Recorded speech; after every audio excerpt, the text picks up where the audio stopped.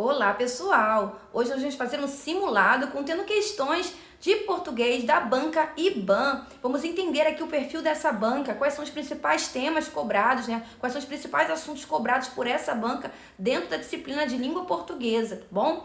Bom, e se você chegou no canal pela primeira vez, aproveita e se inscreve e também ativa o sininho para estar recebendo notificações sempre que eu lançar um conteúdo novo nessa playlist e em outras que podem ser do seu interesse, tá bom? Bom, é isso. Bora começar. Bom, vamos para a primeira questão desse simulado, que diz o seguinte. No último quadrinho, uma palavra que expressa indefinição é... Bom, vamos ao último quadrinho, que traz a seguinte fala. E toda opinião devia ter um bom fundamento.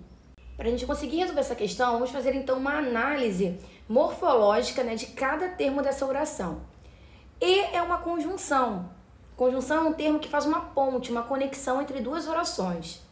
Toda é um pronome indefinido, pois não se refere a algo específico. Toda indica algo genérico. Toda opinião no sentido de qualquer opinião e não de uma opinião específica. Opinião é um nome, portanto, trata-se de um substantivo. O deve e o ter são verbos. Um é artigo indefinido, assim como uma, uns e umas. Bom, está qualificando o termo fundamento, caracterizando esse termo. Portanto, trata-se de um adjetivo. E por fim, fundamento é um nome, logo trata-se de um substantivo. Como a questão deseja uma palavra que expressa indefinição, e diante das alternativas trazidas pela questão, que são e, toda, bom e opinião, já sabemos, através da nossa análise morfológica, que toda expressa indefinição, diferente do e, que é uma conjunção, do bom, que é um adjetivo, e de opinião, que é um substantivo. Portanto, a nossa resposta é a letra B. Vamos para a nossa próxima questão, que diz o seguinte. Para indicar uma ação futura incerta, pode-se escrever o verbo ter deste modo.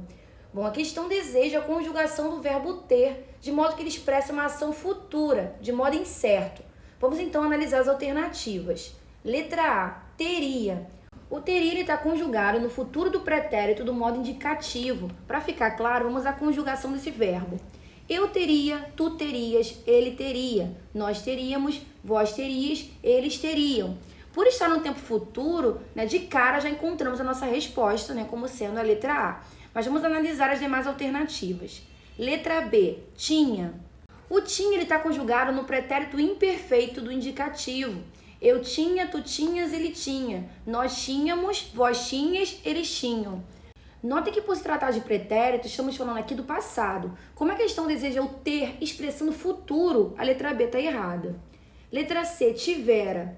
O tivera está conjugado no pretérito mais que perfeito do indicativo. Eu tivera, tu tiveras, ele tivera. Nós tivéramos, vós tiveres, eles tiveram.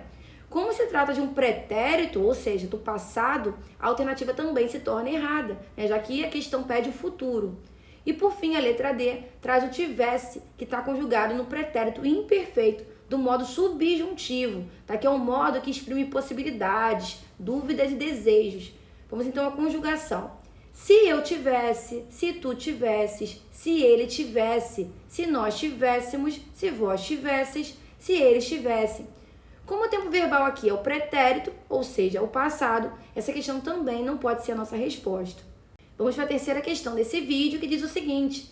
Todas as palavras proparoxítonas são acentuadas, conforme o seguinte exemplo do texto. Bom, eu não trouxe o texto associado à questão por ser grande e também porque a presença dele não vai fazer diferença, para a gente responder a questão. O fato aqui é que toda proparoxítona é acentuada. E as proparoxítonas possuem a antepenúltima sílaba tônica. Vamos então analisar cada alternativa em busca de uma opção que contém uma palavra proparoxítona. Letra A, também. Também possui a última sílaba tônica. Portanto, trata-se de uma oxítona, que é acentuada por terminar em "em". Como não se trata de uma proparoxítona, essa não é a nossa resposta. Letra B, público. Público possui a antepenúltima sílaba tônica, portanto, trata-se de uma proparoxítona. E por esse motivo, essa palavra é acentuada. Sendo assim, a letra B é a nossa resposta. Mas vamos continuar analisando as demais alternativas. Letra C, saúde. Saúde atende à regra do hiato, na qual acentua-se I ou U quando eles formarem hiato com a vogal anterior, quando não seguido de NH. Nesse caso, o U forma hiato com a vogal anterior, que é a letra A, e não é seguido por NH. Por esse motivo, né, saúde é acentuada. No entanto, por ser acentuada pela regra do hiato e não pela regra das proparoxítonas, a letra C não é a nossa resposta.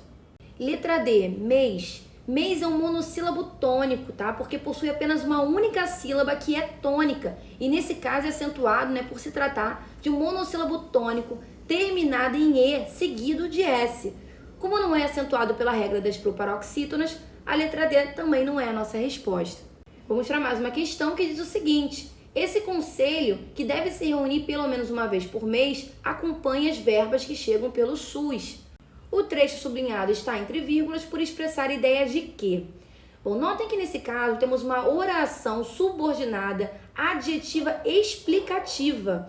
A oração subordinada adjetiva, ela tem valor de adjetivo, pois dá uma informação a mais para qualificar, caracterizar uma situação. Nesse caso tem valor de explicação, tá? Porque a oração que está entre vírgulas, ela dá uma informação que é dispensável, que poderia não existir, e ainda assim o resto da oração faria sentido. É uma informação adicional que realça um detalhe. Vamos à oração. Esse conselho, que deve se reunir pelo menos uma vez por mês, acompanha as verbas que chegam pelo SUS. Notem que se a oração entre vírgulas não existisse, ainda assim todo o resto teria sentido. Ficaria da seguinte forma: este conselho acompanha as verbas que chegam pelo SUS.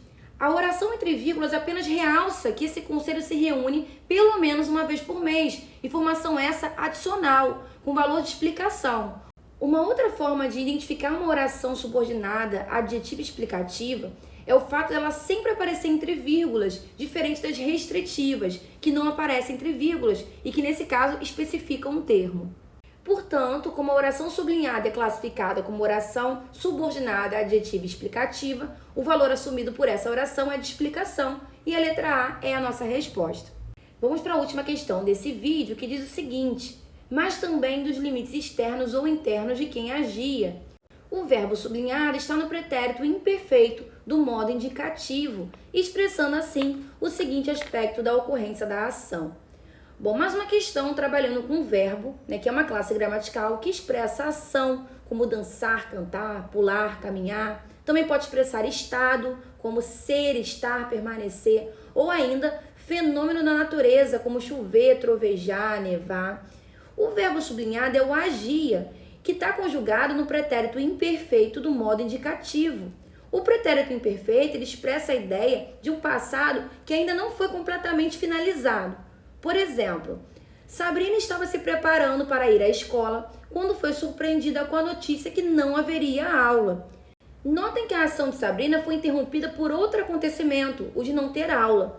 Uma outra situação de pretérito imperfeito são as ações cotidianas, ações recorrentes, situações repetidas. Por exemplo, Luciana viajava para a região dos lagos.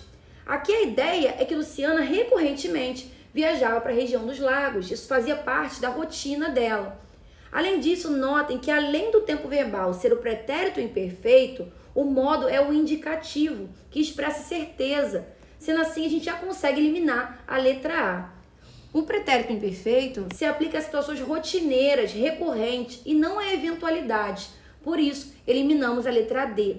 E por fim, o pretérito imperfeito do indicativo passa uma ideia de um passado que ainda não foi completamente encerrado, ou seja, passa a ideia de continuidade e não de intermitência. Portanto, a letra C é a nossa resposta. Fala pessoal, eu espero que esse vídeo tenha contribuído para os seus estudos. Se você gostou, deixa um like e também um comentário. Aproveita que está aqui no canal e também explora outros conteúdos que podem ser do seu interesse, tá bom? Bom, é isso, bons estudos e eu vejo vocês nos próximos vídeos.